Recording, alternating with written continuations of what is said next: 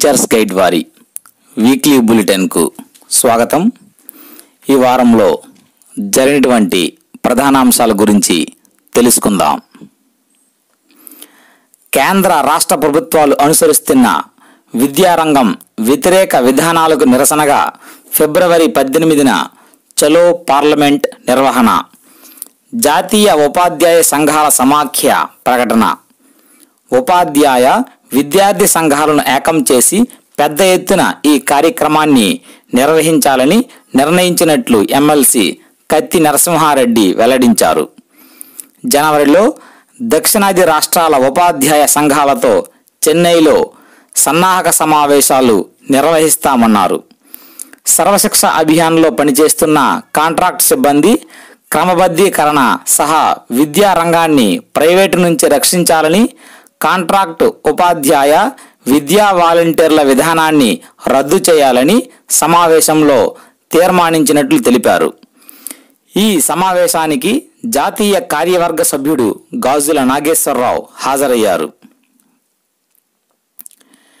ఈ నెలలోనే అంతర్జిల్లా బదిలీలు మంత్రి గంటా హామీ ఇచ్చారని ఉపాధ్యాయుల వెల్లడి. అంతర్జిల్లాల బదిలీల ప్రక్రియను డిసెంబర్లోనే పూర్తి చేసేందుకు ప్రయత్నం చేస్తానని మంత్రి గంటా శ్రీనివాసరావు హామీ ఇచ్చారని తెలిపారు.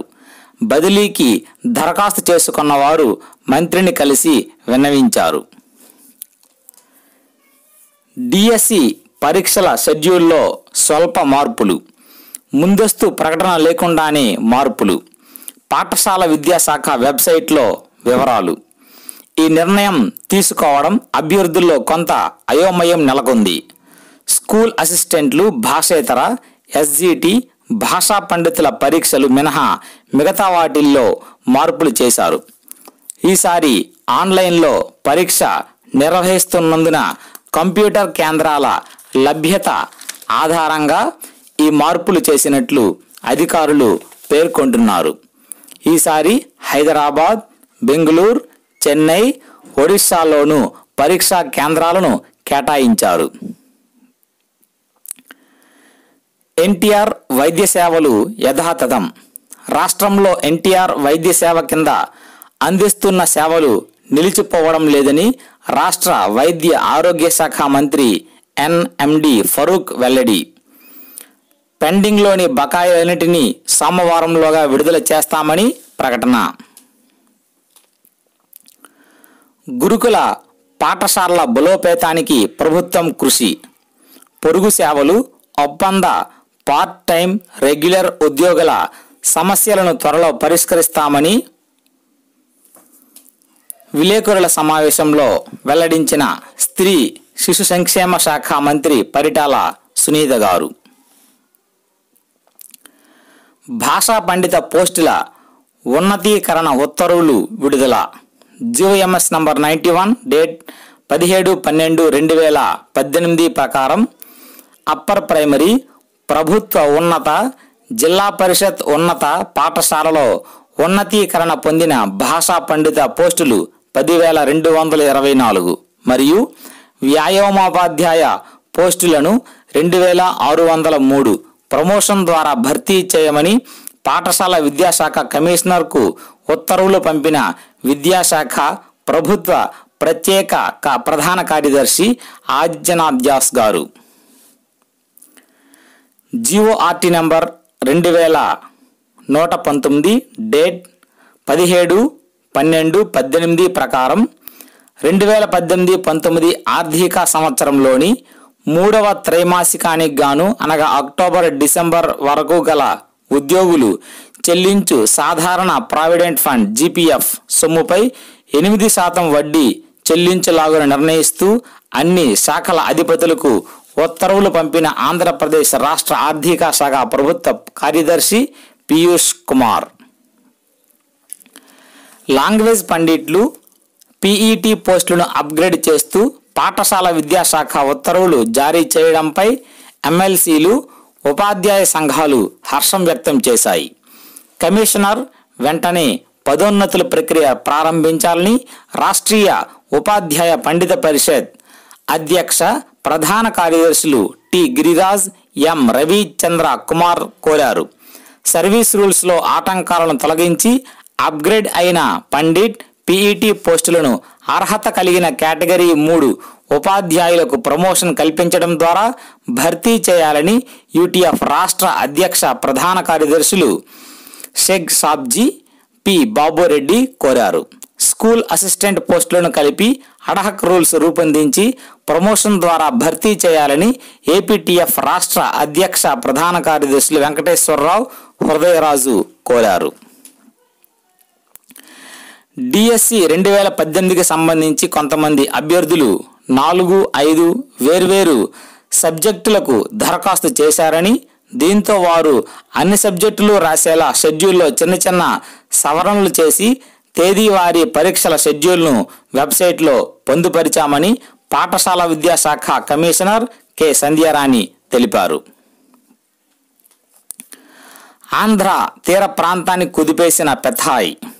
ఈ తుఫాను ప్రభావం కారణంగా విజయనగరం, విశాఖపట్నం, తూర్పుగోదావరి, పశ్చిమ గోదావరి, కృష్ణా జిల్లాల్లో పాఠశాలలకు సెలవులు ప్రకటించారు.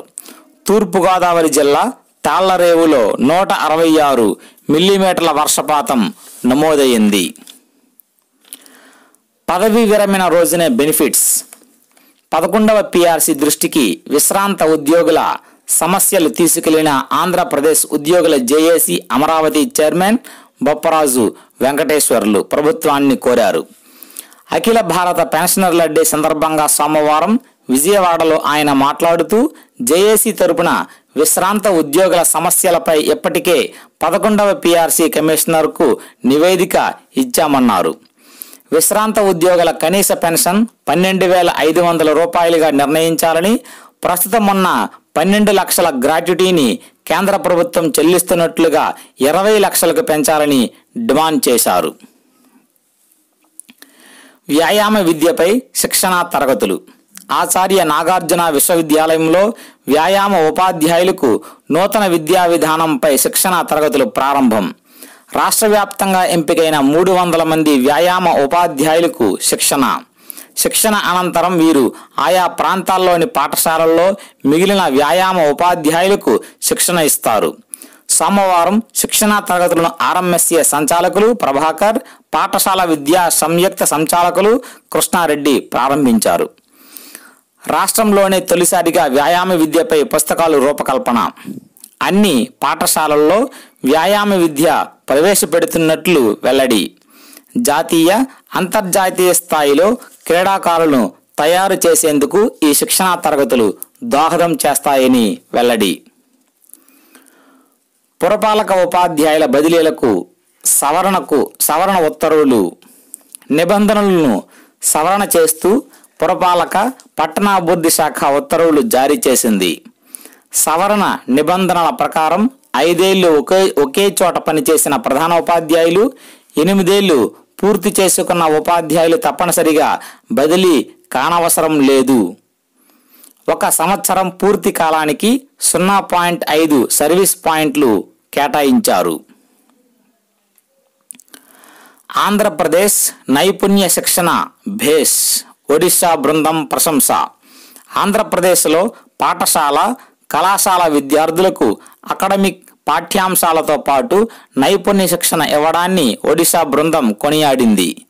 ఆంధ్రప్రదేశ్లో అమలు చేస్తున్న విధానాలను ఒడిశాలోనూ అమలు చేసేందుకు చర్యలు తీసుకుంటామని ఆ రాష్ట్ర నైపుణ్యాభివృద్ధి సంస్థ సిఇఓ రాజేష్ పాటిల్, జిఎం శశిధర్ వెల్లడి. ప్రతిభా అవార్డుల నగదు పురస్కారాల కోసం 26లోగా ఖాతా వివరాలు నమోదు చేయండి. పాఠశాల విద్యాశాఖ కమిషనర్ కె సంధ్యారాణి. 2017-18 విద్యా సంవత్సరంలో ప్రతిభా అవార్డులు పొందిన విద్యార్థులు cse.ap.gov.in లోకి వెళ్లి వివరాలు నమోదు చేయాలని సూచన. ఇంకా 1825 విద్యార్థులు తమ బ్యాంకు ఖాతా, ఆధార్ వివరాలను నమోదు చేయలేదని తెలిపారు. ప్రతిభా అవార్డు నగదు ప్రోత్సాహం కింద 20,000 వరకు నగదు వారి బ్యాంకు ఖాతాల్లో జమ చేస్తామన్నారు. ప్రతిభా అవార్డు గ్రహీతల మొబైళ్లకు కూడా ఈ విషయంపై ఎస్ఎంఎస్లు పంపామని కమిషనర్ వెల్లడి. ప్రభుత్వ బడుల్లో ఆనంద పాఠాలు. వచ్చే విద్యా సంవత్సరం అమలుకు విద్యాశాఖ కసరత్తు. ఆనంద పాఠ్య ప్రణాళిక హ్యాపీ కరిక్యులం అమలు చేయనున్నారు. ఢిల్లీ, భూటాన్లలో ఇప్పటికే అమలు చేస్తున్న ఈ విధానంపై అధ్యయనం చేసిన అధికారులు దీనికి సంబంధించిన పాఠ్య ప్రణాళికను రూపొందించేందుకు కసరత్తు చేపట్టారు. విజయవాడలో ఇటీవల 3 రోజుల పాటు నిర్వహించిన సదస్సుకు భూటాన్ రాయల్ విద్యామండలికి చెందిన పాఠ్యాంశాల రూపకల్పన ప్రతినిధులు హాజరయ్యారు. 2019-20 నుంచి అన్ని ప్రభుత్వ పాఠశాలల్లో కొత్త విధానాన్ని అమలు చేస్తారు. గణితోత్సవం 2018 22వ తేదీన గణిత ఉత్సవం అన్ని పాఠశాలలో నిర్వహించాలని ఆదేశించారు. 22న గణిత శాస్త్రవేత్త శ్రీనివాస రామానుజన్ గారి జన్మదినోత్సవాన్ని పండుగ వాతావరణంలో నిర్వహించాలని, క్విజ్, వ్యాసరచన, వ్యక్తిత్వ మరియు చర్చా కార్యక్రమాలు నిర్వహించాలని, గణిత మోడల్స్ ఎగ్జిబిషన్ నిర్వహించాలని ఆదేశించడం జరిగింది. పాఠశాలల్లో జంతువుల ప్రయోగాలపై నిషేధం. పాఠశాలల్లో ప్రయోగాల కోసం జంతువులను చంపి విద్యార్థులకు చూపించడంపై పేటా ఇండియా అభ్యర్థన మేరకు పాఠశాల విద్యాశాఖ నిషేధించినట్లు ఒక ప్రకటనలో పాఠశాల విద్యాశాఖ తెలిపింది. జంతువుల స్థానంలో సాంకేతిక సామగ్రిని వినియోగించాలని పాఠశాల విద్యాశాఖ కమిషనర్ జిల్లా అధికారులకు ఆదేశాలు పంపినట్లు వెల్లడించారు. కప్పలను ప్రయోగాలకు వినియోగిస్తూ వాటిని చంపడం వల్ల పర్యావరణానికి హాని కలుగుతోందని పేర్కొంది. రాష్ట్రంలోని అన్ని మున్సిపల్ పాఠశాలల్లో బెంచీల కోసం రాష్ట్ర ప్రభుత్వం 11.83 కోట్ల రూపాయలు విడుదల చేస్తూ ఉత్తర్వులు. మున్సిపల్ శాఖ ముఖ్య కార్యదర్శి కంకాల్ వెలెనెన్ జీవో 1148ను గురువారం జారీ చేశారు. ప్రతి నెల 25 లక్షల శానిటరీ నాప్కిన్స్ పంపిణీ.